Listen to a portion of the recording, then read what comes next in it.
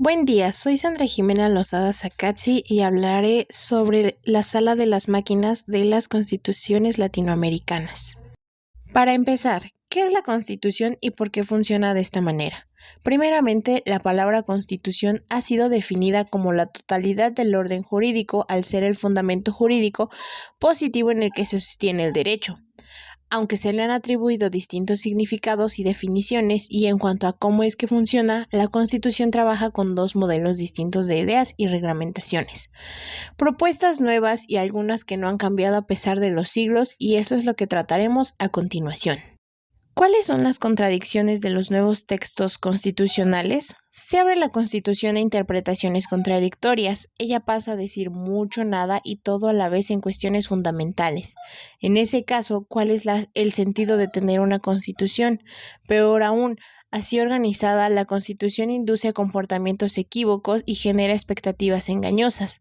Tiene razón quien pasa a litigar en nombre de su propiedad y también quien pasa a impugnar dicha posesión en nombre de valores ancestrales. ¿Cuáles son los tres grandes proyectos constitucionales de la historia temprana del constitucionalismo regional? El relacionado con el Imperio Español, el inspirado en la Revolución Norteamericana y el de la Revolución Francesa. ¿Cuáles son las dos marcas de identidad en el constitucionalismo? La primera marca de identidad es la que dejó el Acuerdo Liberal Conservador de mediados del siglo XIX, vinculada a la organización del poder.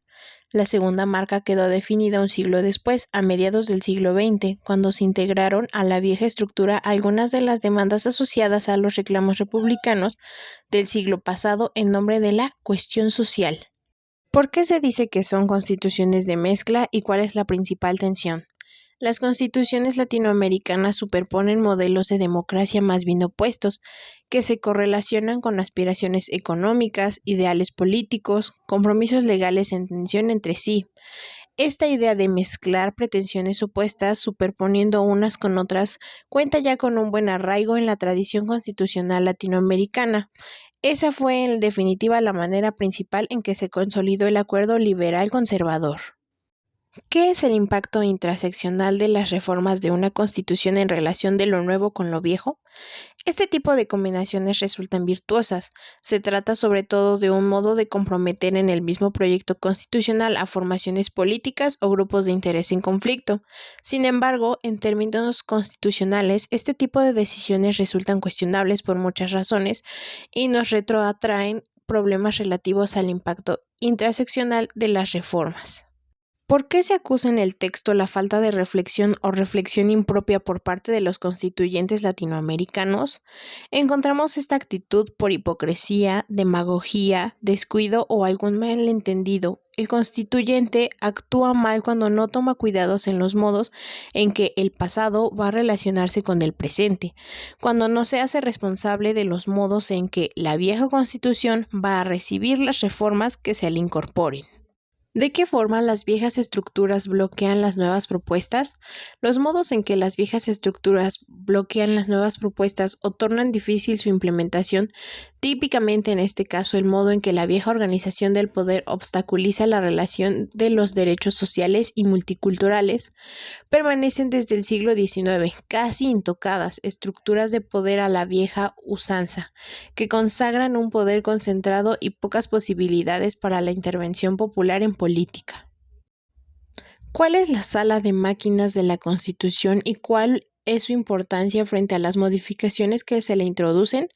En aquella sala de máquinas se ubica justamente el corazón de la Constitución. No puede operarse sobre la Constitución dándole la espalda al modo en que la organización del poder reacciona o previsiblemente va a reaccionar frente a las modificaciones que le introducimos.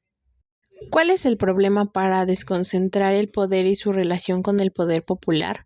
No se puede actuar como lo han hecho tantos reformistas latinoamericanos que han trabajado por la descentralización del poder y la mayor participación política de la ciudadanía en la esfera de los derechos, ignorando el modo en que el poder político se mantenía centralizado y concentrado en el vértice, en la esfera de la organización del poder. Es inconsciente abogar por la democratización del poder en nombre del pueblo, marginando mientras se mantiene el poder político concentrado.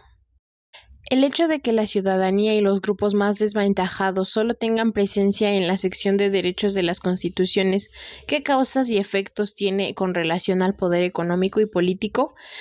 Es demasiado habitual la vinculación entre el poder político y el poder económico. No corresponde favorecer esa concentración del poder a la vez que se invoca genuinamente una voluntad de expandir el poder popular.